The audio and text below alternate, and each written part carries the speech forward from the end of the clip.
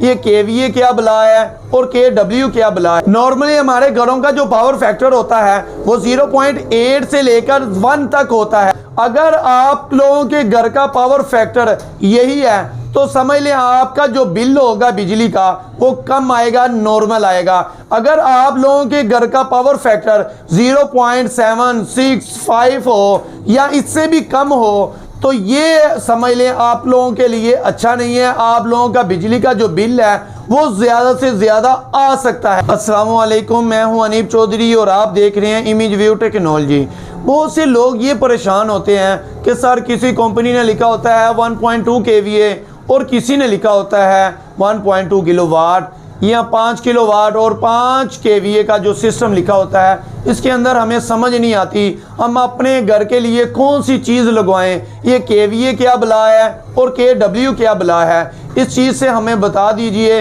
हमें पता चले ताकि हम अपने घर के लिए अगर तो ये kVA वाला सिस्टम अच्छा है तो हम ये लगाएं। अगर हमारी घर की जो चीज़ें हैं ज़्यादा से ज़्यादा चीज़ें kW पे चलती हैं तो हम kW वाला सिस्टम लगाएं। अगर हमारे घर की जो चीज़ें हैं kVA पे ज़्यादा चलती हैं तो हम kVA वाला सिस्टम परचेज़ करें, क्योंकि जो घर में सोलर सिस्टम लगवाना चाहता है उसको ये पता होना बहुत ज़रूरी है कि kVA क्या है और kW क्या है। मैं आपको ये कहता हूँ अगर आपको सोलर सिस्टम नहीं भी लगवाना फिर भी आपको इस चीज़ का बहुत ज़रूरी पता होना चाहिए। और जो kVA होता है इसको कहते हैं अपरेंट पावर यानी कि ज़ाहरी पावर। जो kW होता है उसको कहते हैं एक्टिव पावर यानी कि जो इस्तेमाल होने वाली पावर होती है उसको कहते हैं kW। और इन दोनों के दरमियान जो रेशो होती है, जो निस्बत होती है, उसको कहते हैं पावर फैक्टर।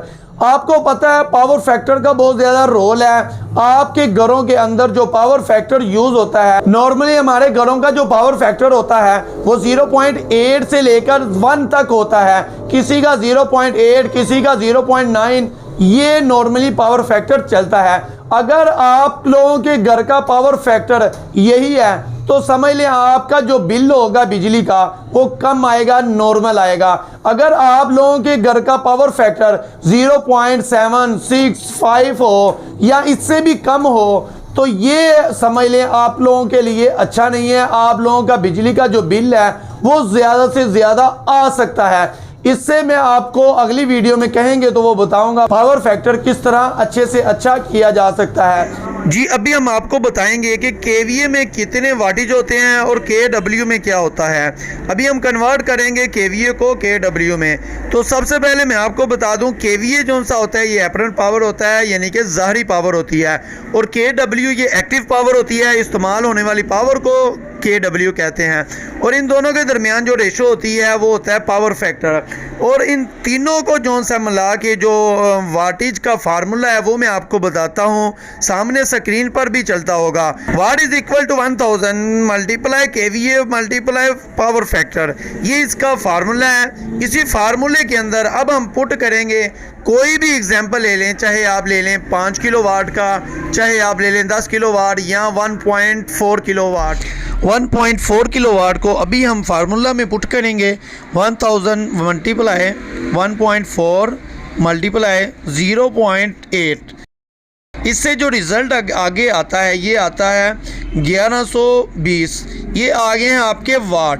जो 1.4 kVA का जो सिस्टम था उसके जो वाटेज निकले यानी कि 1120 वाट आपके निकलेंगे।